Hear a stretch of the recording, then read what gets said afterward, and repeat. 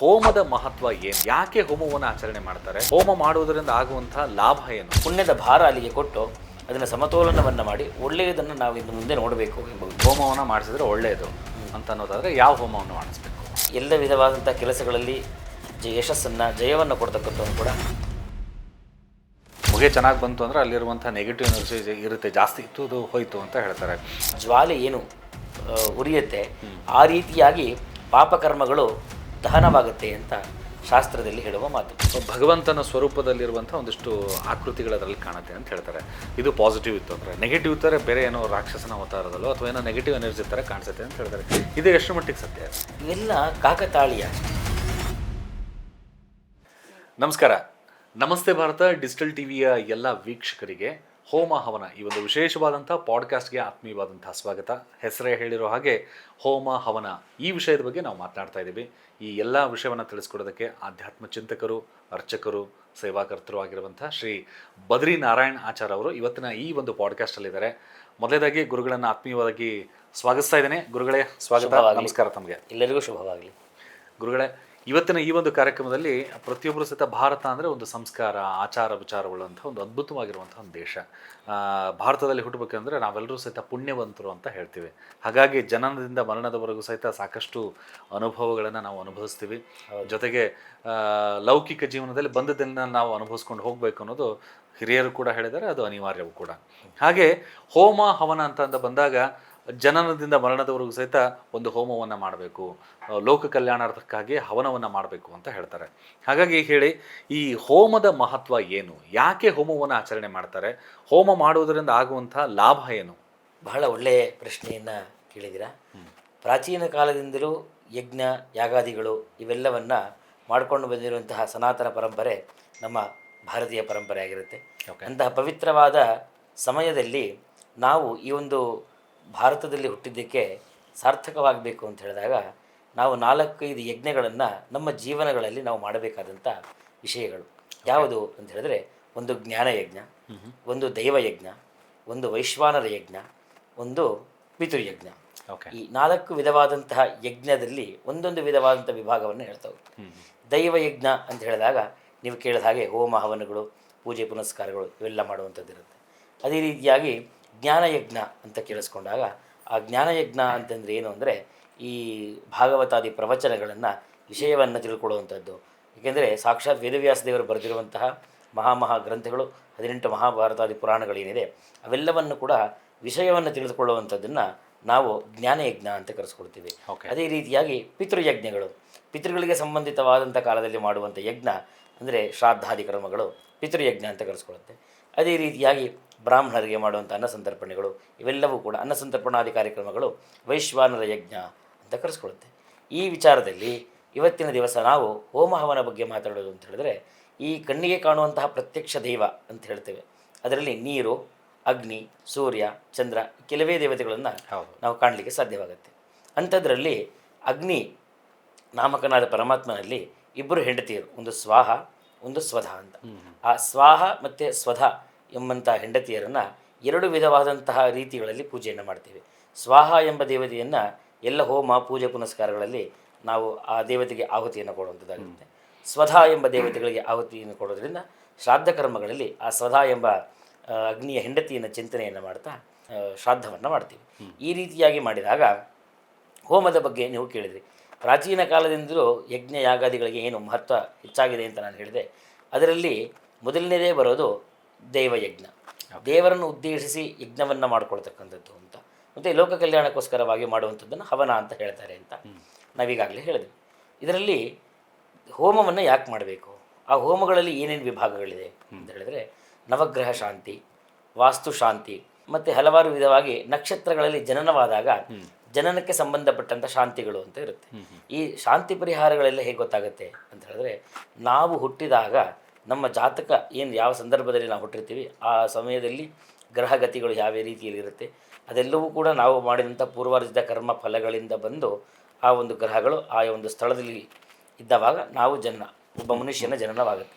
ಆ ಮನುಷ್ಯನ ಜನನವಾದಾಗ ಯಾವ್ಯಾವ ಗ್ರಹಗಳು ಎಲ್ಲೆಲ್ಲಿ ಇರುತ್ತೋ ಆಯಾ ಗ್ರಹಗಳು ಆ ಮನುಷ್ಯನ ಜೀವನ ಹೇಗಿರುತ್ತೆ, ಅವನು ಏನೇನು ಅನುಭವಿಸ್ತಾನೆ ಜೀವನದಲ್ಲಿ, ಏನೇನು ಸುಖ ದುಃಖಗಳನ್ನು ನೋಡ್ತಾನೆ, ಇವೆಲ್ಲವನ್ನು ಕೂಡ ತೋರಿಸುವಂಥದ್ದಾಗಿರುತ್ತೆ. ಅಂತಹ ಕಾಲದಲ್ಲಿ ಏನಾದರೂ ದೋಷಗಳಿದ್ದರೆ ಆ ದೋಷಗಳನ್ನು ನಿವಾರಣೆ ಮಾಡಿಕೊಳ್ಳಬೇಕು ಅಂತಿದ್ದವಾಗ ದೇವಜ್ಞರು ಜ್ಯೋತಿಷ್ಯರು ಹೇಳಿದ ರೀತಿಯಲ್ಲಿ ಜನನ ಮಗು ಹುಟ್ಟಿದಾಗ ಬಾಲಾರಿಷ್ಟ ಅಥವಾ ಪಂಚಮಾರಿಷ್ಟಗಳಾಗುತ್ತೆ, ಅಥವಾ ಸ್ವಲ್ಪ ದಿವಸಗಳ ನಂತರದಲ್ಲಿ ವಿದ್ಯಾಭ್ಯಾಸಗಳಲ್ಲಿ ಏನಾದರೂ ತೊಂದರೆಗಳಿದ್ದಾಗ ಆ ಗ್ರಹಗಳಿಗೆ ಸಂಬಂಧಪಟ್ಟಂಥ ದೋಷಗಳು ಅಂತ ಬಂದಾಗ ಆವಾಗ ವಿದ್ಯೆಗೆ ಸಂಬಂಧಪಟ್ಟಂಥ ಗ್ರಹಗಳು ಬುದ್ಧಿ, ಬುಧ, ಗುರು ಇವೆಲ್ಲ ಗ್ರಹಗಳನ್ನು ಉದ್ದೇಶಿಸಿ ಹೋಮಗಳನ್ನು ಮಾಡುವಂತಾಗುತ್ತೆ. ಸ್ವಲ್ಪ ವಯಸ್ಸಿಗೆ ಬಂದಾಗ ವಿವಾಹ ಸಂಬಂಧಿತವಾದದ್ದು ಅಥವಾ ವ್ಯವಹಾರಗಳಿಗೆ ಸಂಬಂಧವಾದಂಥ ದೋಷಗಳು ಬಂದಾಗ ಸೂರ್ಯನಿಗೆ, ಶುಕ್ರನಿಗೆ, ಇಂಥ ಗ್ರಹಗಳಿಗೆ ಆರಾಧನೆ ಮಾಡುವಂಥದ್ದು. ಈ ರೀತಿಯಾಗಿ ದೇವಜ್ಞರು ಹೇಳ್ತಾ ಹೋಗ್ತಾರೆ. ಈಗೆಲ್ಲ ಪರಿಹಾರಗಳನ್ನು ಮಾಡಿದಾಗ ಅದನ್ನು ಶಾಂತಿ ಪರಿಹಾರ ಅಂತಲೇ ಕರೆಸ್ಕೊಡುತ್ತೆ. ಓಕೆ, ಇದ್ರ ಜೊತೆಗೆ ಇನ್ನೊಂದು ಏನಂತಂದರೆ, ಈ ಜನನದಿಂದ ನಾವು ಹೇಳ್ತೀವಿ ಯಾಕಂದರೆ ಒಂದು ಮಗು ಆಯಿತು, ಅದ ನಂತರ ಜನ್ಮ ಕುಂಡಲಿ ಅಂತ ತಾವೇನು ನೋಡ್ತೀರಿ, ಆ ನೋಡುವಂಥ ಸಂದರ್ಭದಲ್ಲಿ ಸಾಕಷ್ಟು ಪೂರ್ವ ಜನ್ಮದ ಪ್ರಾಯಶ್ಚಿತ್ತಗಳನ್ನು ನಾವು ಮಾಡಬೇಕು, ಅದನ್ನು ಹೋಮದ ಮೂಲಕ ಮಾಡಬೇಕು ಅಂತ ಹೇಳ್ತಾರೆ. ಹೇಗೆ ಅದನ್ನು ಪರಿಶೀಲನೆ ಮಾಡ್ತಾರೆ, ಹೇಗೆ ಕಂಡುಹಿಡಿಯೋದಕ್ಕೆ ಸಾಧ್ಯ ಅಂತ? ಅದು ಪರಿಶೀಲನೆ ಮಾಡೋದಂದರೆ ಪರಾಶರರು, ಬೋಧಾಯನರು, ಹಲವಾರು ಜ್ಯೋತಿಷ್ಯರು ಅದರ ಬಗ್ಗೆ ಹಿಂದೆ ಆಗಲೇ ಸಾಕಷ್ಟು ಗ್ರಂಥಗಳಲ್ಲಿ ಬರೆದಿದ್ದಾರೆ. ಆವಾಗ ಯಾವ ಗ್ರಹಗಳು ಯಾವ್ಯಾವ ಸ್ಥಾನದಲ್ಲಿದ್ದಾಗ ಏನೇನು ಫಲಗಳನ್ನು ಅನುಭವಿಸ್ತಾರೆ ಅಂತ ಅದರಲ್ಲಿ ಬರೆದಿದೆ. ಅದಕ್ಕೆ ಪರಿಹಾರ ಮಾಡ್ಕೊಳ್ಬೇಕು ಅಂದರೆ ಏನೇನಿದೆ ಅದನ್ನು ಕೂಡ ಪರಾಶರರ ಸ್ಮೃತಿಗಳಲ್ಲಿ ಅದನ್ನು ಉಲ್ಲೇಖನೆ ಮಾಡಿಬಿಟ್ಟಿದ್ದಾರೆ. ಆ ರೀತಿಯಾಗಿ ತೆಗೆದುಕೊಂಡು ಅದರಿಂದ ಶಾಂತಿಗಳನ್ನು ನಾವು ಮಾಡುವುದು. ಈ ರೀತಿಯಾಗಿ ಶಾಂತಿಯನ್ನು ಮಾಡೋದ್ರಿಂದ ಸಾಮಾನ್ಯವಾಗಿ ಜನಕ್ಕೆ ಏನಾಗಿಬಿಡುತ್ತೆ ಅಂತ ಹೇಳಿದ್ರೆ, ಈ ಶಾಂತಿ, ಈ ಪೂಜೆಗಳು ಇವೆಲ್ಲ ಮಾಡಿದ ತಕ್ಷಣ ನಮಗೆ ಪರಿಹಾರ ಆಗಿಬಿಡುತ್ತೆ ಅಂತ ಅಂದ್ಕೊಳ್ತಾರೆ. ಆ ರೀತಿಯಾಗಿರೋದಿಲ್ಲ. ಏನು ಅಂದರೆ, ಯಾವುದೋ ಒಂದು ಪಾಪದ ಕರ್ಮದ ಫಲದಿಂದ ಅಥವಾ ಪಾಪದ ಭಾರ ಜಾಸ್ತಿ ಆಗಿರೋದ್ರಿಂದ ನಮಗೆ ಪುಣ್ಯದ ಫಲ ಕಮ್ಮಿಯಾಗಿ ಆ ದುಷ್ಟಗ್ರಹ ದೋಷ ಅಲ್ಲಿ ಕಾಣಿಸ್ತಾ ಇರುತ್ತೆ. ಈ ಹೋಮ ಹವನಗಳನ್ನು ಮಾಡೋದರಿಂದ ಒಂದು ಪುಣ್ಯದ ಭಾರ ಅಲ್ಲಿಗೆ ಕೊಟ್ಟು ಅದನ್ನು ಸಮತೋಲನವನ್ನು ಮಾಡಿ ಒಳ್ಳೆಯದನ್ನು ನಾವು ಇನ್ನು ಮುಂದೆ ನೋಡಬೇಕು ಎಂಬ ಉದ್ದೇಶದಿಂದ ಮಾಡುವಂಥದ್ದಾಗುತ್ತೆ. ಅದೇ ರೀತಿಯಾಗಿ ಹಲವಾರು ಯೋಗಗಳಿದ್ದಾಗ ಮಾತ್ರ ನಮಗೆ ಪುಣ್ಯ ಪೂಜೆಗಳು, ಪುನಸ್ಕಾರಗಳು ಮಾಡುವಂಥ ಯೋಗ ಸಿಗುತ್ತೆ. ಸಾಮಾನ್ಯವಾಗಿ ಬಹಳಷ್ಟು ಜನರು ನಾವು ನೋಡ್ತೀವಿ, ಒಂದು ಸತ್ಯನಾರಾಯಣ ಪೂಜೆ ಮಾಡಬೇಕಂತ ಮನೆಯಲ್ಲಿ ಅಂದ್ಕೊಂಡಿರ್ತಾರೆ, ಹಲವಾರು ವರ್ಷಗಳಿಂದ ಪ್ರಯತ್ನ ಪಡ್ತಾರೆ, ಸಾಧ್ಯವಾಗೋದಿಲ್ಲ. ಅದೆಲ್ಲವೂ ಆಗಬೇಕಂದ್ರೆ ಭಗವಂತನ ಅನುಗ್ರಹ ಚೆನ್ನಾಗಿರಬೇಕು. ಆ ಅನುಗ್ರಹ ಇದ್ದಾವಾಗಲ ಮಾತ್ರ ಆ ಪೂಜೆ ಆಗಲಿಕ್ಕೆ, ಪೂಜೆಯನ್ನು ಮಾಡೋದಕ್ಕೆ ನಮಗೆ ಯೋಗ್ಯವಾಗುತ್ತೆ ಅಂತ ಹೇಳಿ. ಓಕೆ, ಸಹಜವಾಗಿ ಜನನದಿಂದನೇ ನಾವು ಮಾತಾಡೋದಾಯಿತು ಅಂತಂದರೆ, ಗಂಡಾಗಲಿ ಹೆಣ್ಣಾಗಲಿ ಜನನ ಆಗುತ್ತೆ ಅಂದರೆ ಬೇಸಿಕ್ ಅಂತ ಹೇಳಿದ್ರೆ ಒಂದು ಹೋಮವನ್ನು ಮಾಡಿಸಿದ್ರೆ ಒಳ್ಳೆಯದು ಅಂತ ಅನ್ನೋದಾದರೆ ಯಾವ ಹೋಮವನ್ನು ಮಾಡಿಸ್ಬೇಕು? ಜನನ ಆದ ನಂತರದಲ್ಲಿ 11ನೇ ದಿನದಲ್ಲಿ ಏನು ಒಂದು ಮೈಲಿಗೆ ಕಳ್ಕೊಳ್ಳೋದು ಅಂತ ಇರುತ್ತೆ, ಆ ಕಳ್ಕೊಂಡಿದ್ದಾದ ನಂತರದಲ್ಲಿ ಜಾತಕವನ್ನು ಜ್ಯೋತಿಷ್ಯರ ಹತ್ರ ತೋರಿಸ್ಬೇಕು. ಓಕೆ, ತೋರಿಸಿದಾಗ ಆ ಜಾತಕದಲ್ಲಿ ಪಂಚಮಾರಿಷ್ಟಗಳು, ಗ್ರಹಗಳು 5ನೇ ಸ್ಥಾನಗಳಲ್ಲಿದ್ದಾಗ ಬರುವಂಥ ದೋಷಗಳು, ಸಪ್ತಮ ಅಷ್ಟಮ ಸ್ಥಾನಗಳಲ್ಲಿದ್ದಾಗ ಆಗುವಂಥ ದೋಷಗಳು ಏನಿರುತ್ತೆ, ಆ ದೋಷಗಳನ್ನು ನಿವಾರಣೆ ಮಾಡಬೇಕು ಅಂತ ಹೇಳ್ತಾರೆ. ಮೊದಲಿಗೆ ನವಗ್ರಹಗಳಿಂದಲೇ ಮಾಡುವಂಥದ್ದು. ಏನೂ ದೋಷಗಳಿಲ್ಲ ಜಾತಕದಲ್ಲಿ ಅಂತ ಹೇಳಿದ್ರೆ ಆಯುಷ್ ಯೋಮಾದಿಗಳಿಂದ ಮಾಡ್ತಾ ಅಭಿವೃದ್ಧಿಯಾಗುವಂಥ ಯೋಗಗಳಿಂದ ಮಾಡ್ಬೋದು. ಮಗು ಯಾವ ನಕ್ಷತ್ರಗಳಲ್ಲಿ ಹುಟ್ಟಿದೆ ಅಂತಲೂ ನೋಡಬೇಕಾಗುತ್ತೆ. ಕೆಲವೊಂದು ಸರ್ತಿ ನಾಳವೇಷ್ಟಿನ ಶಾಂತಿ ಅಂತ ಹೇಳ್ತಾರೆ, ಕರಳು ಬಳ್ಳಿ ಸುತ್ತಕೊಂಡು ಮಗು ಜನನವಾಗಿರುತ್ತೆ, ಆ ದೋಷಕ್ಕೆ ಸಂಬಂಧಪಟ್ಟಂಥ ಪರಿಹಾರಗಳನ್ನು ಮಾಡೋದು. ಸೋದರ ಮಾವನಿಗೆ ಅದರಿಂದ ತೊಂದರೆ ಆಗುತ್ತೆ ಅಂತ ಹೇಳ್ತಾರೆ. ಅಂಥ ತೊಂದರೆಗಳು ಆ ಕಾಲಗಳಲ್ಲಿ ಆಯಾ ಶಾಂತಿ ಪರಿಹಾರಗಳನ್ನು ಮಾಡ್ಕೊಳ್ಬೇಕು. ಜನನವಾಗಬೇಕು. ಜನನವಾದ ನಂತರದಲ್ಲಿ 11ನೇ ದಿವಸ ಜ್ಯೋತಿಷ್ಯರನ್ನು ಸಂಪರ್ಕ ಮಾಡಿ ಜ್ಯೋತಿಷ್ಯರ ಮಾರ್ಗದರ್ಶನದ ಪ್ರಕಾರವಾಗಿ ಶಾಂತಿ ಪರಿಹಾರಗಳನ್ನು ಮಾಡ್ಕೊಳ್ಬೇಕು. ಅದು ಜನನ, ಅದು ವಯೋ ಸಹಜವಾಗಿ ಯಾವ್ಯಾವ ಶಾಂತಿಗಳನ್ನು ಮಾಡಬೇಕು ಅಂತ ಇರುತ್ತೋ ಅದನ್ನು ನಾವು ಜ್ಯೋತಿಷ್ಯರು. ಓಕೆ, ಈಗ ನಾವು ಹೇಗೆ ಎಲ್ಲ ಕಾರ್ಯಕ್ರಮಗಳಲ್ಲಿ ಸಹಿತ ವಿಘ್ನ ವಿನಾಶಕನನ್ನು ನೆನೆದು ಆರಾಧನೆ ಮಾಡಿ ಕಾರ್ಯಗಳಲ್ಲಿ ಸುಲಲಿತವಾಗಿ ಸಾಗಲಿ ಅಂತ ಹೇಳಿರ್ತೀವಿ, ಹಾಗೆ ಈ ಗಣಹೋಮ ಅಂತಲೂ ಕೂಡ ಹೇಳ್ತಾರೆ. ಈ ಗಣಹೋಮದ ಮಹತ್ವ ಏನು? ಗಣಹೋಮದ ಮಹತ್ವ ಏನು ಅಂತ ಹೇಳಿದ್ರೆ, ಎಲ್ಲ ವಿಘ್ನಗಳನ್ನು ನಿವಾರಣೆಯನ್ನು ಮಾಡ್ತಕ್ಕಂಥವನು ಮಹಾಗಣಪತಿಯಾಗಿರ್ತಾನೆ. ಅದೇ ರೀತಿಯಲ್ಲಿ ಎಲ್ಲ ವಿಧವಾದಂಥ ಕೆಲಸಗಳಲ್ಲಿ ಯಶಸ್ಸನ್ನು, ಜಯವನ್ನು ಕೊಡ್ತಕ್ಕಂಥವನು ಕೂಡ ಮಹಾಗಣಪತಿ ಅಂತ ನಾವು ಹೇಳ್ತೀವಿ. ವಿದ್ಯೆಗೋಸ್ಕರವಾಗಿ ಒಂದು ವಿದ್ಯಾಗಣಪತಿಯನ್ನು ಆರಾಧನೆ ಮಾಡುವಂಥದ್ದು. ಯಾವುದೋ ಒಂದು ಕೆಲಸ ಶೀಘ್ರದಲ್ಲಾಗಬೇಕು ಅಂದರೆ ಕ್ಷಿಪ್ರ ಪ್ರಸಾದನ ರೂಪದಲ್ಲಿ ಅವನನ್ನು ಹೋಮವನ್ನು ಮಾಡುವಂಥದ್ದು. ಈ ರೀತಿಯ ಹಲವಾರು ರೀತಿಯಲ್ಲಿ ಮಹಾಗಣಪತಿಯನ್ನು ಉದ್ದೇಶಿಸಿ ಹೋಮವನ್ನು ಮಾಡುವುದು ಈ ಕಲಿಯುಗದಲ್ಲಿ ಹೇಳಿರುವಂಥದ್ದು. ಆ ಕಾಲದಲ್ಲಿ ನಾವು ಗಣಪತಿ ಹೋಮವನ್ನು ಮತ್ತು ಸುದರ್ಶನ ಹೋಮವನ್ನು ಸರ್ವೇ ಸಾಮಾನ್ಯವಾಗಿ ಎಲ್ಲ ಜನರು, ಎಲ್ಲ ವರ್ಗದವರು ಮಾಡಬೇಕಾದಂಥದ್ದು. ಇದರಿಂದ ಏನಾಗುತ್ತೆ ಅಂತ ಹೇಳಿದ್ರೆ, ವರ್ಷಕ್ಕೆ ಒಮ್ಮೆ ಆದರೂ ಅಥವಾ ತಿಂಗಳಿಗೆ ಒಮ್ಮೆ ಆದರೂ, ವರ್ಷಕ್ಕೊಮ್ಮೆ ಆದರೂ ಈ ಥರ ಹೋಮಗಳನ್ನು ಮಾಡ್ತಾ ಇರೋದರಿಂದ ಅವರಿಗೆ ಶ್ರೇಯಸ್ಸು ಅಭಿವೃದ್ಧಿ ಆಗುವಂಥದ್ದು ಅಂತ. ಈ ರೀತಿಯಾಗಿ ಮಾಡೋದ್ರಿಂದ ಹೇಗೆ ಇನ್ಶೂರೆನ್ಸ್ ರಿನ್ಯೂವಲ್ ಮಾಡ್ಕೊಳ್ತಿರ್ತೀವೋ ಆ ಥರ ವರ್ಷ ಒಂದೊಂದು ಸರ್ತಿ ಒಂದು ಹೋಮ, ಯಜ್ಞ, ಯಾಗಾದಿಗಳನ್ನು ಮಾಡ್ತೇವೆ. ಆ ರೀತಿಯಾಗಿ ಮಾಡ್ತಾ ಇದ್ದಾಗ ಮನೆಯಲ್ಲಿ ಆ ಒಂದು ವಾತಾವರಣ, ಆ ಒಂದು ವೈಬ್ಸ್ ಅಂತ ಏನು ಹೇಳ್ತೀವಿ, ಅದು ನಕಾರಾತ್ಮಕವಾದಂತಹ ಎಲ್ಲ ವಿಧವಾದಂಥ ದೋಷಗಳನ್ನು ದೂರ ಮಾಡಿ ಸಕಾರಾತ್ಮಕವಾದ ಜೀವನವನ್ನು, ಒಳ್ಳೆಯ ಮನಸ್ಸು, ಶಾಂತತೆ, ನೆಮ್ಮದಿ ಎಲ್ಲವನ್ನು ಕೂಡ ಕೊಡುವಂಥದ್ದಾಗುತ್ತೆ. ಅದೇ ವೇದ ಮಂತ್ರಗಳು ಹೇಳುತ್ತೆ. ಗಣ ಹೋಮದ ಬಗ್ಗೆ ಹೇಳಿದರೆ, ಈಗ ಪ್ರತಿ ಮನೆಯಲ್ಲೂ ಸಹಿತ ಮಂತ್ರಗಳು, ಶ್ಲೋಕಗಳು ಅವರವ್ರದೇ ಆದಂಥ ಆಚಾರ ವಿಚಾರಗಳ ಮೂಲಕ ಸಾಕಷ್ಟು ಮಂತ್ರಗಳನ್ನೆಲ್ಲ ಹೇಳ್ತಿರ್ತಾರೆ. ಈ ಗಣಹೋಮ ಅಥವಾ ಎಲ್ರಿಗೂ ಸಹಿತ ಸರ್ವೇ ಸಾಮಾನ್ಯವಾಗಿ ಹೇಳುವಂಥ ಒಂದು ಮಂತ್ರ ಯಾವುದು ಅಂದರೆ ಇದರಿಂದ ಆಗುವಂಥ ಉಪಯೋಗ ಏನು? ಪ್ರತಿ ಮನೆಯಲ್ಲೂ ಸರ್ವೇ ಸಾಮಾನ್ಯವಾಗಿ ಹೇಳುವಂಥ ಮಂತ್ರಗಳು ಅಂತ ಹೇಳಿದ್ರೆ, ಈ ದಿನನಿತ್ಯದಲ್ಲಿ ಪಠಿಸಬೇಕಾದಂಥ ಕೆಲವೊಂದು ಮಂತ್ರಗಳು ಅಂತ ಇದ್ದೇ ಇದೆ. ಒಂದು ಹೇಳ್ಬೋದು ಯಾವುದಾದ್ರು? ಬೆಳಗ್ಗೆ ಪ್ರಾತಃ ಕಾಲದಲ್ಲಿ ನಾವು ಎದ್ದಾಗಲಿಂದಲೂ ಶುರು ಮಾಡಿಕೊಂಡು ಸಮಸ್ತ ವಿಧವಾಗಿ ಇದು ಹಾಸಿಗೆಯಿಂದ ಎದ್ದೇಳ್ತೀವಿ, ಅಲ್ಲೇ ಕೈಯನ್ನು ನೋಡ್ತಾ ಹೇಳ್ತೀವಿ. ಕರಾಗ್ರೆ ವಸತೆ ಲಕ್ಷ್ಮಿ, ಕರಮಧ್ಯೆ ಸರಸ್ವತಿ, ಕರಮೂಲೆ ಸ್ಥಿತೇ ಗೌರಿ, ಪ್ರಭಾತೆ ಕರದರ್ಶನಂ. ಅಂದರೆ ಬೆಳಗ್ಗಿನ ದಿವಸದಲ್ಲಿ ಕರಾಗ್ರದಲ್ಲಿ ಲಕ್ಷ್ಮೀದೇವಿಯನ್ನು, ಕರಮಧ್ಯದಲ್ಲಿ ಸರಸ್ವತಿಯನ್ನು, ಕರಮೂಲೆಯಲ್ಲಿ ಗೌರಿಯನ್ನು ಚಿಂತನೆಯನ್ನು ಮಾಡ್ತಾ ನಮ್ಮ ಹಸ್ತಕಮಲಗಳನ್ನು ನೋಡಿಕೊಂಡು ಮನುಷ್ಯರು ಎದ್ದೇಳುವಂಥದ್ದು. ಅದಾದ ನಂತರದಲ್ಲಿ ಭೂಮಿಯನ್ನು ಸ್ಪರ್ಶ ಮಾಡಿಕೊಂಡು ಸಮುದ್ರವಸನೇ ದೇವಿ ಪರ್ವತಸ್ತನ ಮಂಡಿತೆ ವಿಷ್ಣುಪಾದಾಬ್ಜ ಸಂಭೂತೆ ಪಾದಸ್ಪರ್ಶಂ ಕ್ಷಮಸ್ವಮೆ. ಈ ರೀತಿಯಾಗಿ ಭೂಮಿಯ ನೆಲದ ಮೇಲೆ ನಾವು ಇಳಿಬೇಕಾದಾಗ ನಮ್ಮ ಪಾದಗಳು ಬಹಳ ಘೋರವಾದಂಥದ್ದು, ಪಾಪ ಮಾಡಿರುವಂಥದ್ದು, ಅಂಥದ್ದನ್ನು ಸಾಕ್ಷಾತ್ ಭೂಮಿ ತಾಯಿಗೆ ನಾವು ತಾಕಿಸ್ತಾ ಇದ್ದೇವೆ. ಅಂಥ ಕಾಲದಲ್ಲಿ ಅಂತಹ ದೋಷಗಳನ್ನು ನಿವಾರಣೆ ಮಾಡು ತಾಯಿ ಅಂಥೇಳಿ ಭೂಮಿಯನ್ನು ಸ್ಪರ್ಶ ಮಾಡಿಕೊಂಡು ಆಮೇಲೆ ಶುದ್ಧರಾಗಿ ಸ್ನಾನವನ್ನು ಮಾಡಿಕೊಂಡು ಮೊದಲಿಗೆ ಅವರ ಕುಲದೇವರು, ಮನೆ ದೇವರು ಅಂತ ಯಾರಿರ್ತಾರೆ ಆ ಮನೆ ದೇವರನ್ನು ಸ್ಮರಣೆಯನ್ನು ಮಾಡಬೇಕು. ಆ ಮನೆ ದೇವರ ಸ್ಮರಣೆಗಳನ್ನು ಮಾಡಿದ ಮೇಲೆ ಎಲ್ಲ ವಿಧವಾದಂತಹ ಅಶ್ವತ್ಥಾಮಾದಿ ಚಿರಂಜೀವಿಗಳನ್ನು, ಮಹಾಲಕ್ಷ್ಮಿಯನ್ನು, ಆಂಜನೇಯನನ್ನು ಪ್ರತಿ ದಿವಸ ಬೆಳಗ್ಗೆ ನಾವು ಸ್ಮರಣೆ ಮಾಡಿಕೊಂಡು ಹೊರಗೆ ಹೋಗೋದರಿಂದ ಎಲ್ಲ ವಿಧವಾದಂತಹ ಕೆಲಸಗಳಲ್ಲಿ ಯಶಸ್ಸು, ಜಯ, ಧೈರ್ಯ ಎಲ್ಲವೂ ಕೂಡ ಬರುವಂಥದ್ದಾಗತ್ತೆ. ಓಕೆ, ಈಗ ಹೇಳಿದರೆ ಗಣಹೋಮದ ಬಗ್ಗೆ ಹೇಳಿದರೆ, ಅದ ನಂತರ ಈ ಧನ್ವಂತರಿ ಹೋಮ ಅಂತ ಹೇಳ್ತಾರೆ, ಆಯುರ್ವರ್ಗೆ ಚೆನ್ನಾಗಿರಬೇಕು ಅಂತ ಹೇಳಿ. ಅದು ಹೇಗೆ ಒಂದಕ್ಕೊಂದು ಸಂಬಂಧ ಸಿಗುತ್ತೆ? ಜೊತೆಗೆ ಹೋಮದಲ್ಲಿ ಮಾಡುವಂಥ ಹಲವಾರು ದ್ರವ್ಯಗಳನ್ನು ತಾವೇನು ಉಪಯೋಗ ಮಾಡ್ತೀರಾ? ಗಿಡಮೂಲಿಕೆಗಳಾಗಿರ್ಬೋದು, ಅದಕ್ಕೆ ಸಾಕಷ್ಟು ಹೋಮದಲ್ಲಿ ಹಾಕ್ತಾರೆ ಅಂತ ಹೇಳ್ತಾರೆ. ತುಪ್ಪಗಳನ್ನು ಹಾಕ್ತೀರಿ, ಅದೆಲ್ಲ ಇರುತ್ತೆ. ಹೋಮದಲ್ಲಿ ಯಾರು ಕೂತ್ಕೊಂಡು ಜಾಸ್ತಿ ಹೊಗೆ ಬರುತ್ತೆ ಅಂತಂದಾಗ ಹೊಗೆ ಚೆನ್ನಾಗಿ ಬಂತು ಅಂದರೆ ಅಲ್ಲಿರುವಂಥ ನೆಗೆಟಿವ್ ಎನರ್ಜಿ ಇರುತ್ತೆ, ಜಾಸ್ತಿ ಇತ್ತು ಅದು ಹೋಯಿತು ಅಂತ ಹೇಳ್ತಾರೆ. ಅದ ನಂತರ ಅಲ್ಲಿರುವಂಥ ಗಿಡಮೂಲಿಕೆಗಳ ವಾಸನೆಗಳನ್ನು ತೆಗೆದುಕೊಂಡ್ರೆ ಉಸಿರಾಟದ ಸಮಸ್ಯೆ ಸರಿ ಹೋಗುತ್ತೆ ಅಂತ ಹೇಳ್ತಾರೆ. ನಮ್ಮಲ್ಲಿರುವಂಥ ವ್ಯಾಧಿಗಳೆಲ್ಲ ಸಹಿತ ದೂರ ಆಗುತ್ತೆ ಅಂತ ಹೇಳ್ತಾರೆ. ಇದು ಹೇಗೆ ಸಾಧ್ಯ? ಏನೆಂದರೆ ಸನಾತನ ಧರ್ಮ ಭಾರತೀಯ ಸಂಸ್ಕೃತಿಯೇ ಆಗಿದೆ. ಏಕೆಂದರೆ ಆಯುರ್ವೇದ ಅನ್ನೋದು ಹುಟ್ಟಿದ್ದು ಭಾರತದಲ್ಲೇ ಆಗಿರೋದ್ರಿಂದ ಭಾರತದಲ್ಲಿ ನಮಗೆ ಸಿಗುವಂಥ ಎಲ್ಲ ಗಿಡಮೂಲಿಕೆಗಳಿಂದಲೇ ಆಯುರ್ವೇದಕ್ಕೆ ಸಂಬಂಧಪಟ್ಟಂಥ ಎಲ್ಲ ಔಷಧಿಗಳು ಇದು ಎಲ್ಲ ಅಂದರೆ ಎಲ್ಲವೂ ನಮ್ಮಲ್ಲಿಯೇ ಇದೆ. ಆದರೆ ನಾವು ಮೊರೆ ಹೋಗಿರೋದು ಮಾತ್ರ ಇಂಗ್ಲೀಷ್ ಮೆಡಿಸಿನ್ ಆಗಿರುತ್ತೆ. ಆದರೆ ಆ ಅಮೃತ ಬಳ್ಳಿಯನ್ನು ಹಾರಿನಲ್ಲಿ ಅದ್ದಿ ಅದನ್ನು ಅಗ್ನಿಯಲ್ಲಿ ಸಮರ್ಪಣೆ ಮಾಡಿದಾಗ ಬರುವಂಥ ಏನೊಂದು ಧೂಮ ಇದೆ, ಅದು ನಮ್ಮ ಸುತ್ತ ಇರುವಂಥ ಪರಿಸರಗಳನ್ನು ಶುದ್ಧೀಕರಣವನ್ನು ಮಾಡಿ ನಮ್ಮ ದೇಹದಲ್ಲಿ ಅಂತರಂಗವಾಗಿ ಬಹಿರಂಗವಾಗಿರುವಂಥ ಎಲ್ಲ ವಿಧವಾದಂತಹ ದೋಷ ಕಲ್ಮಶಗಳು ಅಂತ ಏನಿರುತ್ತೆ ಅದೆಲ್ಲವನ್ನು ಕೂಡ ದೂರ ಮಾಡುತ್ತೆ. ಆಗ ಸಾಮಾನ್ಯವಾಗಿ ನೆಗಡಿಗಳಾಗುವಂಥದ್ದು ಇವೆಲ್ಲ ಕೆಟ್ಟದ್ದು ಹೊರಗೆ ಹೋಗಲಿಕ್ಕೆ ಒಂದು ಮಾರ್ಗದಲ್ಲಿ, ಒಂದು ರೂಪದಲ್ಲಿ ಹೊರಗೆ ಹೋಗುತ್ತೆ ಅಂತ. ಈ ಗಣಹೋಮದ ಮಹತ್ವ ಏನು? ಎಲ್ಲ ವಿಧವಾದಂಥ ಕೆಲಸಗಳಲ್ಲಿ ಯಶಸ್ಸನ್ನು, ಜಯವನ್ನು ಕೊಡ್ತಕ್ಕಂಥವನು ಕೂಡ ಮಹಾಗಣಪತಿ ಅಂತ ನಾವು ಹೇಳ್ತೀವಿ. ಹಲವಾರು ವರ್ಷಗಳಿಂದ ಪ್ರಯತ್ನ ಪಡ್ತಾರೆ, ಸಾಧ್ಯವಾಗೋದಿಲ್ಲ.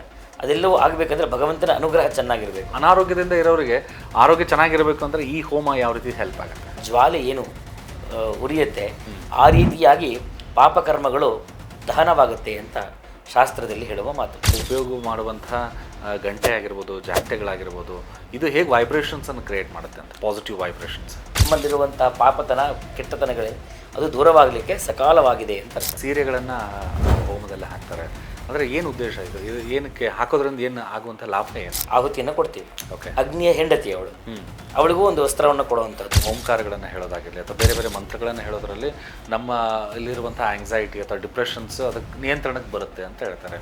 ಹೇಗೆ ಇದು? ದೇವತೆಗಳು ಪ್ರಸನ್ನರಾದರೆ ಅಭೀಷ್ಟಗಳು, ಅಭಿಲಾಷೆಗಳೆಲ್ಲವನ್ನು ಕೂಡ ಅವರು ಕರುಣಿಸೇ ಕೊಡಿಸ್ತಾರೆ. ಅದರಿಂದ ಅಭಿವೃದ್ಧಿ ಅನ್ನೋದು ಮನುಷ್ಯನಿಗೆ ಆಗುತ್ತೆ. ಈಗ ಈ ಹೋಮ ಹವನಗಳಲ್ಲಿ ಮಾಡ್ಬೇಕಾದ್ರೆ ಸಾಕಷ್ಟು ತಾವು ಹೇಳಿದರೆ ಗಿಡಮೂಲಿಕೆಗಳು ಅದೆಲ್ಲ ಉಪಯೋಗ ಮಾಡ್ತಾರೆ, ತುಪ್ಪಗಳನ್ನು ತೊಗೋತಾರೆ, ಅರಳಿ ಮರದ ಬಳ್ಳಿಗಳನ್ನು ತೊಗೋತಾರೆ, ಚಕ್ಕೆಗಳನ್ನು ತೊಗೋತಾರೆ ಅಂಥೇಳಿ. ಅಂದರೆ ತಾವು ವಿವರಣೆಯಾಗಿ ಹೇಳೋದಾಯಿತು ಅಂತಂದರೆ ಇದರ ಮಹತ್ವ ಏನು, ಆಮೇಲೆ ಇದು ಯಾವ ರೀತಿ ಇದು ಸಹಾಯ ಆಗುತ್ತೆ ಹೆಲ್ತ್ಗೆ ಅಂತ? ಹೆಲ್ತ್ಗೆ, ಜೀವನ ಶೈಲಿಗೆ, ಓಕೆ, ಎರಡಕ್ಕೂ ಉಪಯೋಗ ಬೀಳುವಂಥ ರೀತಿಯಲ್ಲಿ ಸಮಿತಿಗಳನ್ನು ನಾವು ಹೋಮಕ್ಕೆ ಬಳಸುವಂಥದ್ದು ಇರುತ್ತೆ. ಅದರಲ್ಲಿ ಸಾಮಾನ್ಯವಾಗಿ ಎಲ್ಲರೂ ಹೋಮ ಅಂತ ಹೇಳಿದಾಗ ಒಂದು ನವಗ್ರಹ ಶಾಂತಿಯನ್ನು ಮಾಡೇ ಮಾಡ್ತಾರೆ. ಹೌದು. ಆ ನವಗ್ರಹ ಶಾಂತಿಗೆ ಸಂಬಂಧಪಟ್ಟಂಥ ವಿಷಯದಲ್ಲಿ ಒಂದು ಹೇಳ್ತೀವಿ, ಯಜ್ಞಾತ್ ಅರ್ಕೇಣ ವ್ಯಾಧಿನಾಶಿಸ್ಯಾತ್ ಅಂತ ಹೇಳ್ತೀವಿ. ಅರ್ಕ ಸಮಿತಿನಿಂದ ಸೂರ್ಯನನ್ನು ಉದ್ದೇಶಿಸಿ ಹೋಮವನ್ನು ಮಾಡೋದ್ರಿಂದ ಎಲ್ಲ ವಿಧವಾದಂತಹ ದೋಷಗಳು ಅಂತೇನಿದೆ, ಅದು ವ್ಯಾಧಿಗಳು, ರೋಗಗಳು, ರುಜಿನಗಳು ಏನಿದೆ ಅವೆಲ್ಲವೂ ಕೂಡ ದೂರವಾಗುತ್ತೆ ಅಂತ ಶಾಸ್ತ್ರದಲ್ಲಿ ಹೇಳ್ತಾರೆ. ಅರ್ಕೇಣ ವ್ಯಾಧಿನಾಶಿಸ್ಯಾತ್. ಪಾಲಾಶಃ ಸರ್ವಕಾಮದಃ.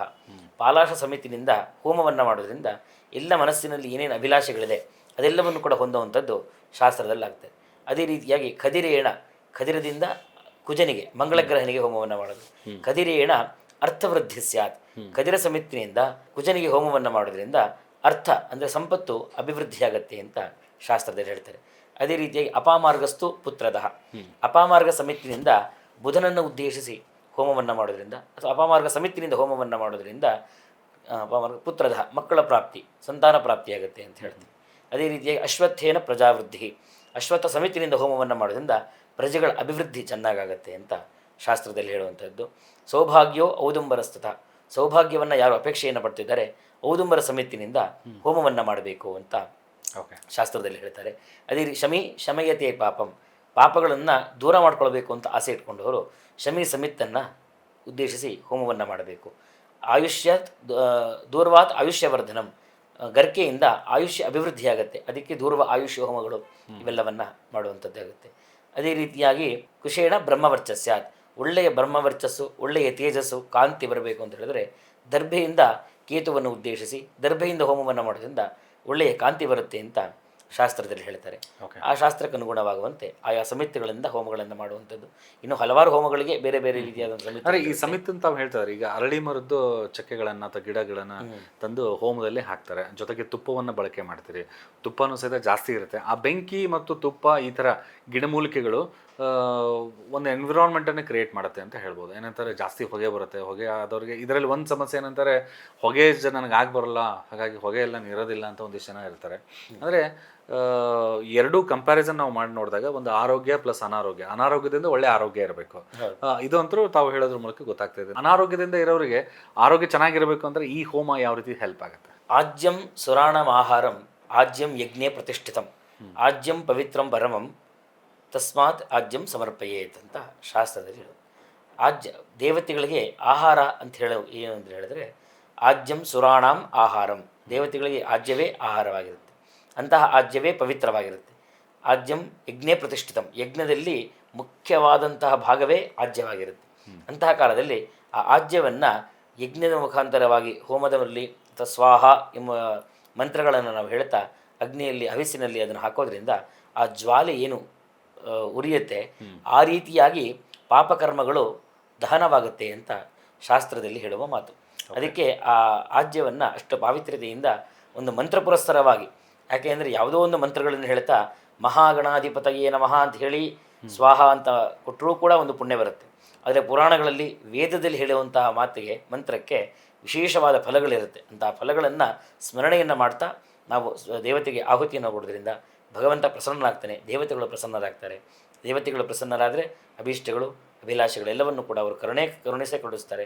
ಅದರಿಂದ ಅಭಿವೃದ್ಧಿ ಅನ್ನೋದು ಮನುಷ್ಯನಿಗೆ ಆಗುತ್ತೆ. ನಾವು ಎಲ್ಲರೂ ಕೂಡ ಸರ್ವೇ ಸಾಮಾನ್ಯವಾಗಿ ಪ್ರತಿಯೊಬ್ಬರು ಮನೆಯಲ್ಲಿ ಏನಂತಾರೆ, ಮನೇಲಿ ಒಂದೇನೋ ಹೋಮ ಶಾಂತಿ ಏನಾದರೂ ಆಯಿತು ಅಂತಂದರೆ ಆ ಬರುವಂಥ ಬೆಂಕಿಯಲ್ಲಿ ಜ್ವಾಲೆಯಲ್ಲಿ ಯಾರೋ ಮೊಬೈಲಲ್ಲಿ ಫೋಟೋ ತೆಗಿಬೇಕಾರೆ ಅಥವಾ ವಿಡಿಯೋ ತೆಗಿಬೇಕಾರೆ ಆ ಬೆಂಕಿಯಲ್ಲಿ ಏನೋ ಒಂದು ಭಗವಂತನ ಸ್ವರೂಪದಲ್ಲಿರುವಂಥ ಒಂದಿಷ್ಟು ಆಕೃತಿಗಳು ಅದರಲ್ಲಿ ಕಾಣುತ್ತೆ ಅಂತ ಹೇಳ್ತಾರೆ. ಇದು ಪಾಸಿಟಿವ್ ಇತ್ತು ಅಂದರೆ. ನೆಗೆಟಿವ್ ಥರ ಬೇರೆ ಏನೋ ರಾಕ್ಷಸನ ಅವತಾರದಲ್ಲೋ ಅಥವಾ ಏನೋ ನೆಗೆಟಿವ್ ಎನರ್ಜಿ ಥರ ಕಾಣಿಸುತ್ತೆ ಅಂತ ಹೇಳ್ತಾರೆ. ಇದು ಎಷ್ಟು ಮಟ್ಟಿಗೆ ಸತ್ಯ ಅದು? ಇವೆಲ್ಲ ಕಾಕತಾಳೀಯ ಅಷ್ಟೇ. ಇದೆಲ್ಲವೂ ಕೂಡ ಭಗವಂತ ನೀವು ಪಾಸಿಟಿವ್ ಆಗಲಿ ನೆಗೆಟಿವ್ ಆಗಲಿ ಅಲ್ಲಿ ಏನೋ ಒಂದು ರೂಪ ಕಾಣಿಸ್ತು ಅನ್ನೋದೆಲ್ಲ ಏನಿರುತ್ತೆ ಅದು ಮನುಷ್ಯನ ಇಮ್ಯಾಜಿನೇಷನ್ಗೆ ಸಂಬಂಧಪಟ್ಟಿದ್ದಾಗಿದೆ. ಓಕೆ, ಪಾಸಿಟಿವ್ ಕಾಣಿಸ್ತಿದೆ ಅಂದರೆ ಭಗವಂತನಿಗೆ ನಾವು ಅರ್ಪಣೆ ಮಾಡಿದ್ದು ಪ್ರೀತವಾಗಿದೆ ಅಂತ ಅರ್ಥ. ಅದು ನೆಗೆಟಿವಿಟಿ ಅಂತ ಏನು ಇರೋದಿಲ್ಲ ಇದರಲ್ಲಿ.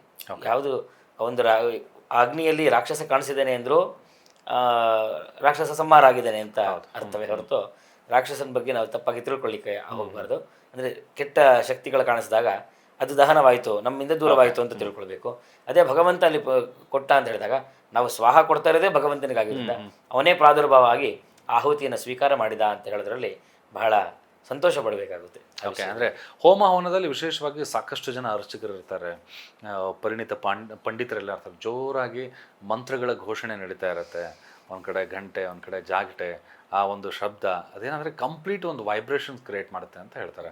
ಅಂದರೆ ಅಲ್ಲಿರುವಂಥ ಕೆಲವೊಂದು ಜನ ಹೇಗಂತಾರೆ, ಮಹಾ ಮಂಗಳಾರತಿಗಳನ್ನು ಮಾಡುವಾಗ ತುಂಬಾ ಭಾವುಕರಾಗ್ತಾರೆ. ಒಂಥರ ಮೈಯಲ್ಲೆಲ್ಲ ಉದ್ವೇಗ ಎಲ್ಲ ಬಂದ್ಬಿಡುತ್ತೆ. ಅಂದರೆ ದೇವರೇನೋ ಮೈ ಮೇಲೆ ಬಂತು ಅಂತ ಹೇಳ್ತಾರೆ. ನಾವು ಅಷ್ಟು ಭಕ್ತಿಯ ಪರಾಕಾಷ್ಠೆಯಲ್ಲಿ ಮುಳುಗಿ ಹೋಗಿದ್ದೀವಿ ಅಂತ ಹೇಳ್ತೀವಿ. ಅಂದರೆ ಅಲ್ಲಿರುವಂಥ ತಾವು ಉಪಯೋಗ ಮಾಡುವಂಥ ಗಂಟೆ ಆಗಿರ್ಬೋದು, ಜಾಗಟೆಗಳಾಗಿರ್ಬೋದು, ಇದು ಹೇಗೆ ವೈಬ್ರೇಷನ್ಸನ್ನು ಕ್ರಿಯೇಟ್ ಮಾಡುತ್ತೆ ಅಂತ, ಪಾಸಿಟಿವ್ ವೈಬ್ರೇಷನ್ಸ್. ಇದು ಏನು ಅಂತ ಹೇಳಿದ್ರೆ ಇದಕ್ಕೆ ಒಂದು ಮ್ಯೂಸಿಕಲ್ ಥೆರಪಿ ಅಂತ ಹೇಳ್ತಾರೆ. ಆ ಮ್ಯೂಸಿಕಲ್ ಥೆರಪಿ ಅದನ್ನು ಲೌಕಿಕವಾಗಿ ನೋಡಿ ಇದು ಮಾಡ್ತಾರೆ. ಅಂದರೆ ಮನಸ್ಸಿಗೆ ಆನಂದವನ್ನು ಕೊಡುವಂಥದ್ದು ಅಂತ. ಆನಂದಮಯಗೆ ನೀರಾಜನವನ್ನು ಮಾಡತಕ್ಕಂಥದ್ದು. ಮಂಗಳ ನೀರಾಜನ ಮಾಡೋದೇ ಆನಂದಮಯನಾದ ಭಗವಂತನನ್ನು ನೋಡಲಿಕ್ಕೋಸ್ಕರವಾಗಿ. ಅಂತಹ ಕಾಲದಲ್ಲಿ ಎಲ್ಲ ಮ್ಯೂಸಿಕಲ್ ಥೆರಪಿ ನಿಮಗೆ ಆನಂದವನ್ನು ಕೊಡ್ತಾ ಇದೆ ಅಂತ ಹೇಳಿದ್ರೆ ನೀವು ತಿಳ್ಕೊಳ್ಬೇಕು, ನಾವು ಮಾಡಿದಂತಹ ಪೂಜೆ ಅಥವಾ ನಾವಿಲ್ಲಿ ಏನು ಈ ಒಂದು ಸ್ಥಳದಲ್ಲಿ ಆ ಪೂಜೆಯಲ್ಲಿ ಭಾಗಿಯಾಗಿದ್ದೀವೋ ಅದು ನಮ್ಮ ಪೂರ್ವಾಜಿತವಾದಂಥ ಪುಣ್ಯ ಇದ್ದಕ್ಕೆ ಆಗಿದೆ. ಅದರಿಂದಲೇ ಇವೆಲ್ಲವೂ ನಮಗೆ ದರ್ಶನವಾಗ್ತಾ ಇದೆ. ಆ ದರ್ಶನದಿಂದ ಆರ್ತರು ನಾವು ಅಂದರೆ ಪಾಪಿಷ್ಟರು ಆ ಮಂಗಳ ಆರತಿಯನ್ನು ನಾವು ಭಗವಂತನಿಗೆ ಮಾಡೋದ್ರಿಂದ ನಮ್ಮಲ್ಲಿರುವಂಥ ಪಾಪತನ ಕೆಟ್ಟತನಗಳೇನು ಅದು ದೂರವಾಗಲಿಕ್ಕೆ ಸಕಾಲವಾಗಿದೆ ಅಂತ ಅರ್ಥ. ಅದರಿಂದ ನಿಮಗೆ ಆ ರೀತಿಯಾದಂಥ ವೈಬ್ರೇಷನ್ ಏನಿರುತ್ತೆ, ಘಂಟಾನಾದಗಳು, ಜಾಗಂಟೆ, ಮಂತ್ರಘೋಷಗಳು, ಆ ಮಂತ್ರದಲ್ಲಿ ಹರಿದು ಬರುವಂತಹ ಸ್ವರ ನದಿಗಳು ಇವೆಲ್ಲವೂ ಕೂಡ ನಿಮಗೆ ಸಂತೋಷವನ್ನು ಕೊಡುವಂಥದ್ದು.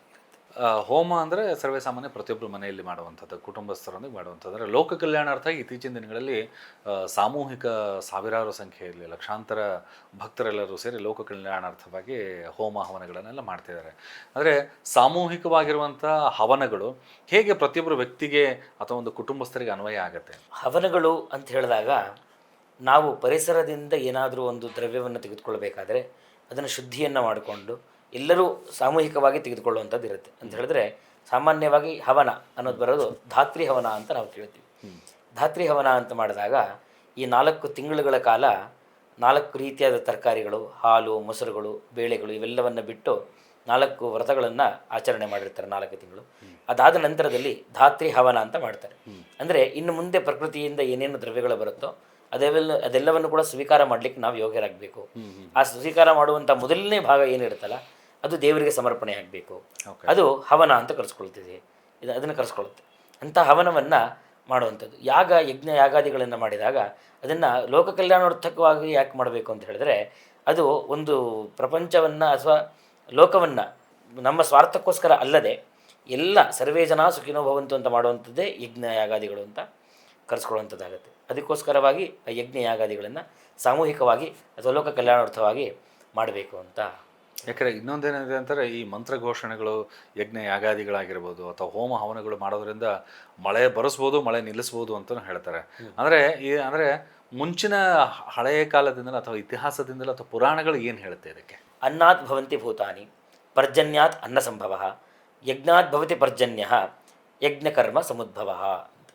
ಅನ್ನಾತ್ ಭವಂತಿ ಭೂತಾನಿ ಅಂತ ಹೇಳಿದ್ರೆ ಇವತ್ತಿನ ಜೀವರಾಶಿಗಳು ಎಲ್ಲ ವೇದಗಳು ಕೂಡ ಹೇಳುತ್ತೆ ಅನ್ನಾತ್ ಭೂತಾನಿ ಜಾಯಂತಿ. ನಾವೆಲ್ಲರೂ ಜೀವರಾಶಿಗಳು ಜೀವನ ಮಾಡಬೇಕಂದ್ರೆ ಅನ್ನ ಬಹಳ ಪ್ರಾಮುಖ್ಯತೆಯನ್ನು ಹೊಂದಿರುವಂಥದ್ದು ಅಂತ. ಆ ರೀತಿಯಲ್ಲಿ ಅನ್ನಾತ್ ಭವಂತಿ ಭೂತಾನಿ. ಅನ್ನ ಎಂಬತಕ್ಕಂಥದ್ದು ಯಾವುದರಿಂದ ಆಗುತ್ತೆ ಅಂತ ಹೇಳಿದ್ರೆ ಮನುಷ್ಯರಿಂದ ಆಗೋದು. ಮನುಷ್ಯರ ಸಹಕಾರ ಬೇಕದಕ್ಕೆ. ಪರ್ಜನ್ಯಾತ್ ಅನ್ನ ಸಂಭವ, ಜೀವರಾಶಿಗಳು ಉಳಿಲಿಕ್ಕೆ ಅನ್ನ ಬಂತು ಅಂದರೆ ಆ ಅನ್ನ ಬರೋದು ಪರ್ಜನ್ಯದಿಂದ ಅಂದರೆ ಮಳೆಯಿಂದ. ಯಜ್ಞಾತ್ ಭವತಿ ಪರ್ಜನ್ಯ, ಯಜ್ಞಗಳನ್ನು ಮಾಡಿದಾಗ ಮಾತ್ರ ಪರ್ಜನ್ಯ ಬರುತ್ತೆ ಅಂದರೆ ಮಳೆ ಆಗುತ್ತೆ ಅಂತ ಹೇಳಿ. ಪರ್ಜನ್ಯಸ್ಮಾತ್ ಯಜ್ಞಕರ್ಮ ಸಮುದ್ಭವ. ಇದು ಒಂದು ಸೈಕಲ್ ಭಗವಂತ ಸೃಷ್ಟಿ ಮಾಡಿರುವಂಥದ್ದು. ಆ ಸೈಕಲಲ್ಲಿ ನಾವು ಯೋಚನೆ ಮಾಡಬೇಕು, ನಮಗೇನೋ ಒಂದು ಸಿಗ್ತಾ ಇಲ್ಲ ಅಂದರೆ ಈ ಸೈಕಲಲ್ಲಿ ಏನೋ ಒಂದು ಮಿಸ್ ಮಾಡಿದ್ದೀವಿ. ನಾವು ಮಿಸ್ ಮಾಡಿರೋದ್ರಿಂದ ನಮಗದು ದೊರಕ್ತಾ ಇಲ್ಲ. ಇದನ್ನು ನಾವು ಸ್ಪಷ್ಟವಾಗಿ ತಿಳ್ಕೊಳ್ಬೇಕು. ಈಗ ಲೋಕ ಕಲ್ಯಾಣಾರ್ಥವಾಗಿ ಸಾಕಷ್ಟು ಜನ ಹೇಳ್ತಿರ್ತಾರೆ, ಅತ್ತೆ ಸೊಸೆ ಕಾಟಗಳಿತ್ತು ಅಂತಂದರೆ ಒಂದು ಹೋಮ ಮಾಡಿಸಿ ಎಲ್ಲ ಸರಿ ಹೋಗುತ್ತೆ ಅಂತ ಹೇಳ್ತಾರೆ. ಆಮೇಲೆ ಇತ್ತೀಚಿನ ದಿನಗಳೇನಾದ್ರು ಗಂಡ ಹೆಂಡತಿ ದಾಂಪತ್ಯದಲ್ಲಿ ಏನಾದರೂ ಬಿರುಕು ಬಂತು ಅಂದರೆ ಒಂದು ಹೋಮವನ್ನು ಮಾಡು ಅಂತ ಹೇಳ್ತಾರೆ. ಅಂದರೆ ಹೋಮ ಹವನಗಳು ಯಾವ್ಯಾವ ಸಂದರ್ಭದಲ್ಲಿ ಈ ದಂಪತಿಗಳಿಗೆ ಅಥವಾ ಅತ್ತೆ ಸೊಸೆಂದರಿಗೆ ಇದು ಸೂಕ್ತ, ಯಾವ್ದು ಹೋಮ ಮಾಡಿಸ್ಬೇಕು ಅಂತ ತಾವು ಹೇಳ್ತಾರೆ? ಬಹಳ ಒಳ್ಳೆ ಪ್ರಶ್ನೆ. ಅತ್ತೆ ಸೊಸೆಂದ್ರಿಗೆ ಅಂತೆಲ್ಲ ಹೋಮ ಆ ಥರದ್ದು ಯಾವುದು ಇರೋದಿಲ್ಲ. ಅದು ಸುಮ್ಮನೆ ತಮಾಷೆನಲ್ಲಿ ಹೇಳುವಂಥದ್ದು ಇರುತ್ತೆ ಅಷ್ಟೇ. ಬಟ್ ದಂಪತಿಗಳು ಅನ್ಯೋನ್ಯವಾಗಿರಬೇಕು ಅಂತ ಹೇಳಿದ್ರೆ ದಂಪತಿಗಳಿಗೆ ಇನ್ನೊಂದು ಹೆಸರು ಲಕ್ಷ್ಮೀನಾರಾಯಣ ಅಂತ. ಆ ಲಕ್ಷ್ಮೀನಾರಾಯಣನ ಸನ್ನಿಧಾನವಾಗಿ ಅವ್ರು ಇಟ್ಕೊಂಡಿರಬೇಕು ಸದಾಕಾಲ. ಮನೆಯಲ್ಲಿ ಲಕ್ಷ್ಮೀನಾರಾಯಣರ ಫೋಟೋಗಳನ್ನು ಹಾಕೊಳ್ಳುವಂಥದ್ದು, ಬೆಳಗ್ಗೆ ಎದ್ದಾಗ ಅದಕ್ಕೆ ಕೈ ಮುಗಿಯುವಂಥದ್ದು, ಅವರ ದಿವ್ಯ ಸನ್ನಿಧಾನದಲ್ಲಿ ಏನೇ ಸತ್ಕರ್ಮಗಳನ್ನು ಮಾಡುವಂಥದ್ದು, ಇವೆಲ್ಲವನ್ನು ಮಾಡಿದಾಗ ದಾಂಪತ್ಯ ಮತ್ತು ಬಿರುಕು ಬಿಡೋದು ಅಥವಾ ವೈಮನಸ್ಯಗಳು ಬರೋದು ಇದು ಯಾವುದೂ ಇರೋದಿಲ್ಲ. ಲಕ್ಷ್ಮೀನಾರಾಯಣರ ಅನುಸಂಧಾನ ಮನೆಯಲ್ಲಿ ಸದಾಕಾಲ ಇರಬೇಕು. ಅಥವಾ ಲಕ್ಷ್ಮೀನಾರಾಯಣರನ್ನು ಸದಾಕಾಲ ಮನೆಯಲ್ಲಿ ಪೂಜೆ ಮಾಡೋದಾದರೂ ಒಂದು ಪದ್ಧತಿ ಮಾಡಿಕೊಂಡಿರಬೇಕು. ಯಾವಾಗ ಅದು ದೂರವಾಗಲಿಕ್ಕೆ ಶುರುವಾಗುತ್ತೆ ಆ ಪದ್ಧತಿಯೇ ನಾವು ಹೇಳೋದು ಸತ್ಯನಾರಾಯಣ ಪೂಜೆ ಅಂತ ಹೇಳಿ. ಮಹಾಲಕ್ಷ್ಮಿ ಸಮೇತನಾಗಿ ಅಲ್ಲಿ ಪೂಜೆಯನ್ನು ಮಾಡುವಂಥದ್ದು. ಆ ಭಗವಂತನ ಪೂಜೆಯನ್ನು ಮನೆಯಲ್ಲಿ ಮಾಡಿದ್ರು ಅಂತ ಹೇಳಿದ್ರೆ ಆಗ ಮನೆ ಭವನವಾಗಿ ಇರುತ್ತೆ, ಭಗವಂತನ ಸನ್ನಿಧಾನ ಅಲ್ಲಿರುತ್ತೆ. ಮನೆಯಲ್ಲಿ ಭವನವಾಯಿತು ಅಂದರೆ ಲಕ್ಷ್ಮೀನಾರಾಯಣರು ಅನ್ಯೋನ್ಯವಾಗಿ ಚೆನ್ನಾಗಿದ್ದೇ ಇರ್ತಾರೆ. ಇನ್ನೂ ಕೇಳಿದ್ದೇನೆಂತಂದರೆ ಸಂತಾನಹೀನತೆ ಆದರೂ ಸಹಿತ ಭಾಳ ವರ್ಷಗಳಿಂದ ಮದುವೆ ಆಗಿರುತ್ತೆ, ಮಕ್ಕಳಾಗಿರಲ್ಲ, ಒಂದು ಶಾಂತಿ ಬೇಕು, ಮಕ್ಕಳು ಬೇಕು, ಒಂದು ಆ ಕುಟುಂಬಕ್ಕೆ ಏನಾದರೂ ಒಂದು ಸಂತಾನ ಭಾಗ್ಯ ಒಲಿಬೇಕು ಅಂತಂದ್ರೂ ಸಹಿತ ಒಂದಷ್ಟು ಹೋಮಗಳು ಏನಾದರೂ ಇದೆಯಾ? ಬಹಳಷ್ಟು ಸಾಕಷ್ಟು ಹೋಮಗಳು ಅನುಷ್ಠಾನಗಳು ಎಲ್ಲ ಅದಕ್ಕೆ. ಯಾವುದಿದೆ ಒಂದು ಪರ್ಟಿಕ್ಯುಲರ್? ಸಂತಾನ ಗೋಪಾಲಕೃಷ್ಣ ಮಂತ್ರ ಅಂತ. ಓಕೆ. ಸಂತಾನ ಗೋಪಾಲಕೃಷ್ಣ ಮಂತ್ರ ಹೋಮಗಳನ್ನು ಅಥವಾ ಅದರ ಅನುಷ್ಠಾನವನ್ನು, ಅದರ ಜಪಗಳನ್ನು ಹೆಚ್ಚಾಗಿ ಮಾಡೋದ್ರಿಂದ ಆಗಲೂ ಕೂಡ ಅವರಿಗೆ ಒಳ್ಳೆ ಕೃಷ್ಣನಂತ ರುಕ್ಮಿಣಿ ಅಂತ ಒಳ್ಳೆ ಮಗ ಹುಟ್ಟುವಂಥ ಯೋಗವನ್ನು ಭಗವಂತ ಕರುಣಿಸ್ತಾನೆ ಅಂತ ಹೇಳಿ ಶಾಸ್ತ್ರದಲ್ಲಿ ಹೇಳ್ತಾರೆ. ಆಚಾರ್ಯ, ಈಗ ಪ್ರತಿ ಹೋಮದಲ್ಲೂ ಸಹಿತ ಪೂರ್ಣಾಹುತಿ ಅಂತ ಮಾಡ್ತಾರೆ. ಆ ಪೂರ್ಣಾಹುತಿ ಮಹತ್ವ ಏನು? ಆಮೇಲೆ ಆ ಅಗ್ನಿಕುಂಡದಲ್ಲಿ ಆಗುವಂತಹ ಲಾಭಗಳೇನು? ಪೂರ್ಣಾಹುತಿ ಅನ್ನುವಂಥದ್ದು ಏನು ಅಂದರೆ, ನಾವು ಇಷ್ಟೊತ್ತಿನವರೆಗೆ ಅಂದರೆ ಹೋಮವನ್ನು ಆರಂಭ ಮಾಡಿದಾಗಲಿಂದ ಕೂತ್ಕೊಂಡು ಹಲವಾರು ದೇವತೆಗಳನ್ನು ಉದ್ದೇಶಿಸಿ ಅಲ್ಲಿ ಸ್ವಾಹ ಅಂತ ಆಹುತಿಯನ್ನು ಕೊಟ್ಟಿರ್ತೀವಿ. ಅಗ್ನಿಮುಖ ವೈ ದೇವಾಹ ಅಂತ ಶಾಸ್ತ್ರದಲ್ಲಿ ಒಂದು ಮಾತು. ಅಗ್ನಿಮುಖಾಂತರವಾಗಿ ಎಲ್ಲ ದೇವತೆಗಳಿಗೆ ಆ ದ್ರವ್ಯಗಳು ತಲುಪಿರುತ್ತೆ ಅಂತ. ಅಂತಹ ಕಾಲದಲ್ಲಿ ಎಲ್ಲ ವಿಧವಾದಂತಹ ದೇವತೆಗಳಿಗೆ ಕೊಟ್ಟಂತಹ ಆಹುತಿಯನ್ನು ಅಗ್ನಿನಾಮಕನಾದ ಪರಮಾತ್ಮ ಆಯಾ ದೇವತೆಗಳಿಗೆ ತಗೊಂಡೋಗಿ ದ್ರವ್ಯವನ್ನು ಸಮರ್ಪಣೆ ಮಾಡಿರ್ತಾನೆ. ಅದೇ ರೀತಿಯಾಗಿ ಆಯಾ ದೇವತೆಗಳಿಂದ ಬಂದಂಥ ಅನುಗ್ರಹವೂ ಕೂಡ ಆ ಒಂದು ಅಗ್ನಿಯಲ್ಲಿ ಶೇಖರೀಕೃತವಾಗಿರುತ್ತೆ. ಅಂತಹ ಕಾಲದಲ್ಲಿ ಪೂರ್ಣಾಹುತಿಯನ್ನು ನಾವು ಅಗ್ನಿನಾಮಕನಾದ ಪರಮಾತ್ಮನಿಗೆ ತಾಂಬೂಲದ ರೂಪದಲ್ಲಿ ಕೊಟ್ಟು ವಸ್ತ್ರ, ಫಲ, ದ್ರವ್ಯಗಳು, ಒಣ ಫಲಗಳು ಇವೆಲ್ಲವನ್ನು ಅವನಿಗೆ ತಾಂಬೂಲ ದಕ್ಷಿಣೆ ಥರ ಇದನ್ನು ಪೂರ್ಣಾಹುತಿಯನ್ನು ಕೊಟ್ಟು ಅವನಿಂದ ರಕ್ಷೆಯ ಮುಖಾಂತರವಾಗಿ, ತೇಜಸ್ಸಿನ ಮುಖಾಂತರವಾಗಿ ಅನುಗ್ರಹವನ್ನು ನಾವು ಸ್ವೀಕಾರ ಮಾಡಬೇಕು. ಅದನ್ನೇ ಪೂರ್ಣಾಹುತಿ ಅಂತ ಶಾಸ್ತ್ರದಲ್ಲಿ. ಈ ಪೂರ್ಣಾಹುತಿಯಲ್ಲಿ ಇನ್ನೂ ಇತ್ತೀಚಿನ ದಿನಗಳಲ್ಲಿ ನಾವು ನೋಡ್ತಾ ಇದ್ದೀವಿ, ಬಹುಶಃ ಹಿಂದೆನೂ ಇತ್ತನು, ಸಾಕಷ್ಟು ಹೋಮಗಳಲ್ಲೆಲ್ಲ ಅಂದರೆ ಸೀರೆಗಳನ್ನು ಆ ಹೋಮದಲ್ಲಿ ಹಾಕ್ತಾರೆ. ಅಂದರೆ ಏನು ಉದ್ದೇಶ ಇದು ಏನಕ್ಕೆ ಹಾಕೋದ್ರಿಂದ ಏನು ಆಗುವಂಥ ಲಾಭ ಏನು? ಅದೇ ನಾನು ಹಿಂದೆ ಹೇಳಿದ ಹಾಗೆ, ನಾವು ದೇವತೆಗೆ ಸ್ವಾಹ ಅಂತ ಹೇಳಿ ಆಹುತಿಯನ್ನು ಕೊಡ್ತೀವಿ. ಅಗ್ನಿಯ ಹೆಂಡತಿ ಅವಳಿಗೂ ಒಂದು ವಸ್ತ್ರವನ್ನು ಕೊಡುವಂಥದ್ದು. ಆ ಪದ್ಧತಿಯಲ್ಲಿ ಸೀರೆ, ಬ್ಲೌಸ್ ಪೀಸು ಅಥವಾ ಏನು ಅವರ ಉಚಿತವಾದಂಥ ವಸ್ತ್ರಗಳು, ದ್ರವ್ಯಗಳು ಏನು ಕೊಡೋದಿರುತ್ತೆ ಅದೆಲ್ಲವನ್ನು ಅವರು ಈಗಿನ ಕಾಲದಲ್ಲಿ ವೈಭವೋಪೇತವಾಗಿ ಮಾಡ್ಕೊಂಡು ಬರೋ ರೀತಿಯಲ್ಲಿ ಎಲ್ಲವನ್ನು ಕೂಡ ಕೊಡ್ತಿರ್ತಾರೆ. ಅದರಲ್ಲಿ ಇದನ್ನು ಕೂಡ ಈಗ ಪ್ರತಿ ಹೋಮ ಹವನದಲ್ಲೂ ಸಹಿತ ಜೋರಾಗಿ ಅರ್ಚಕರೆಲ್ಲವೂ ಸಹಿತ ಸಾಮೂಹಿಕವಾಗಿ ಶ್ಲೋಕಗಳನ್ನು ಹೇಳ್ತಾ ಇರ್ತಾರೆ, ಮಂತ್ರೋದ್ಗಾರಗಳೆಲ್ಲ ಇರ್ತವೆ. ಅಂದರೆ ಶ್ಲೋಕಗಳು, ವಿಶೇಷವಾಗಿ ಮಂತ್ರಗಳನ್ನು ಹೇಳೋದ್ರಿಂದ ಅದೊಂಥರ ಮೆಡಿಟೇಷನ್ ಅಂತ ಹೇಳ್ತಾರೆ. ನಮಗೆ ಫಾರ್ ಎಕ್ಸಾಂಪಲ್ ಈಗ ಓಂಕಾರಗಳನ್ನು ಹೇಳೋದಾಗಿರಲಿ ಅಥವಾ ಬೇರೆ ಬೇರೆ ಮಂತ್ರಗಳನ್ನು ಹೇಳೋದ್ರಲ್ಲಿ ನಮ್ಮ ಇಲ್ಲಿರುವಂಥ ಆಂಗ್ಸೈಟಿ ಅಥವಾ ಡಿಪ್ರೆಷನ್ಸ್ ಅದಕ್ಕೆ ನಿಯಂತ್ರಣಕ್ಕೆ ಬರುತ್ತೆ ಅಂತ ಹೇಳ್ತಾರೆ. ಹೇಗೆ ಇದು?